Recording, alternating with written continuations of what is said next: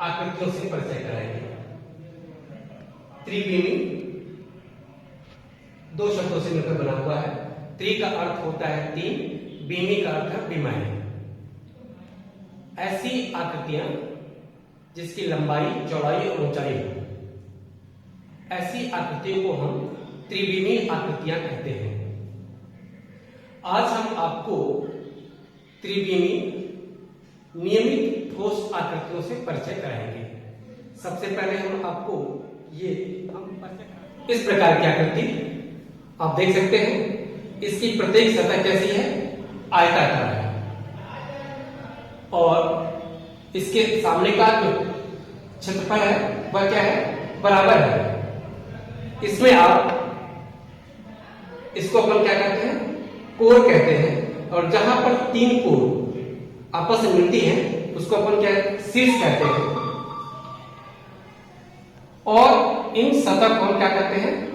फलक या सतह भी कहते हैं। अब इस प्रकार की आकृति को हम घनाभ कहते हैं। इस प्रकार की आकृतियां आपको दैनिक जीवन में चाक का डिब्बा, माचिस का डिब्बा, ईंट इत्यादि होता है। तो ये हमारा पहला नियमित ठोस आकृति क्या है? घनाभ। ठीक इसी प्रकार की घनाभ के समान ही ये भी आकृति है। इसमें भी 8 शीर्ष, 12 कोर और 6 फलक है। इसमें अंतर यह है कि इसका प्रत्येक सतह जो है वर्गाकार होता है। इस आकृति को हम क्या कहेंगे? घन कहेंगे। दैनिक जीवन में हम पासा जो है वह एक घन का उदाहरण है। अब अगली आकृति जो हम आपके सामने लेने जा रहे हैं वह क्या है? बेलन। आइए हम आपको बेलनाकार आकृतियों से परिचय कराते हैं। ये हमारे हाथ में एक बेलन है। इसमें आप देख सकते हैं कि इसमें कोई शीर्ष नहीं है। इसमें कोई शीर्ष नहीं है, लेकिन इसमें 3 सतहें हैं। ये सतह कैसी है? समतल है और वृत्ताकार है। ठीक इसी प्रकार की सतह ये भी है, समतल है और वृत्ताकार है। और ये सतह कैसा है? वक्राकार है। इस प्रकार के आकृति को हम बेलन कहते हैं। दैनिक जीवन में पाइप, छड़ इत्यादि जो है बेलन के ही या बेलनाकार आकृतियां हैं। बेलन का उदाहरण है या बेलनाकार आकृतियां हैं। पाइप जो दोनों तरफ से खुला रहता है, इस तरह की आकृति को हम क्या कहते हैं? खोखला बेलन कहते हैं। आप इसको देख सकते हैं। अगली आकृति जो हम आपके सामने लेने जा रहे हैं वह है प्रिज्म। प्रिज्म इसमें आप देख सकते हैं, इसमें कुल जो है 1 2 3 4 5 फलके हैं, 5 सतह है। और शीर्ष जो है 1 2 3 4 5 6 शीर्ष है। और आप गिन सकते हैं इसको 1 2 3 4 5 6 7 8 और 9, कुल 9 जो है कोर है। ऐसी आकृति को हम क्या कहेंगे?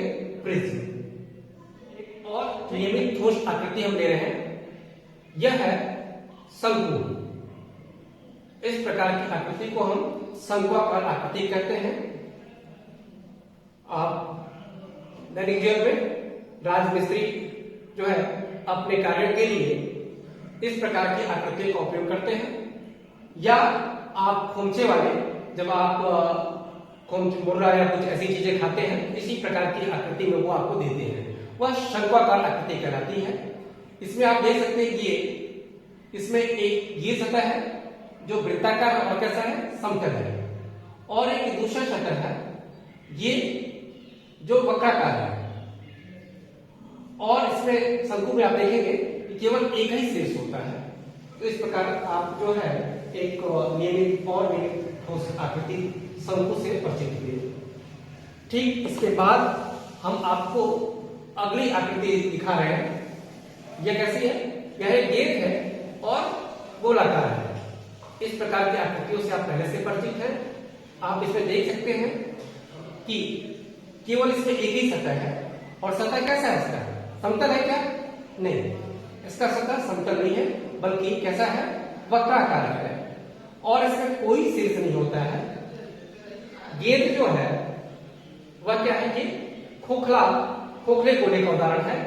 लेकिन जो हम गोला होता है, कांच की गोली होती है, या जो छर्रे होते हैं, वह क्या है? एक ठोस गोले के उदाहरण होते हैं। इस तरह की आकृतियों को आप दैनिक जीवन में ढेर सारा खूब सारा देखते हैं। अगली एक और आकृति हम पिरामिड लेते हैं। इस प्रकार के शब्द से आप कई बार परिचित हो चुके होंगे। इसमें इसका एक सतह तो वर्गाकार होता है, लेकिन इसके साइड से जो सतह होती है, किनारे से, वह सतह कैसी होती है? वो त्रिभुजाकार होती है। इस प्रकार की सतह, इस प्रकार की आकृति को हम पिरामिड कहते हैं। इसमें आप देखेंगे कुल कितने फलक है? इसमें 5 फलक है। 4 फलक जो है वह त्रिभुजाकार है, और एक फलक जो है वह कैसा है? वर्गाकार है। इस प्रकार की आकृति को हम क्या कहते हैं? पिरामिड। अभी हम आपको त्रिविमीय नियमित ठोस आकृतियों से परिचय करा रहे थे। मैं आपको अनियमित ठोस आकृति को भी बताना चाहूंगा। अनियमित ठोस आकृति क्या है, इसको मैं आपके सामने रखा हूं। ये देख सकते हैं, यह एक हमारे हाथ में एक पत्थर है। इसमें न तो हम इसके शीर्ष को बता सकते हैं, और इसकी सतह न तो समतल है, और न ही इसमें कोई किसी सतह में किसी प्रकार की समानता है। इस प्रकार की आकृतियों का हम आयतन और क्षेत्रफल आसानी से नहीं ज्ञात कर सकते हैं। इस प्रकार की आकृति को हम अनियमित ठोस आकृति कहते हैं। आज के पाठ में नहीं, धन्यवाद।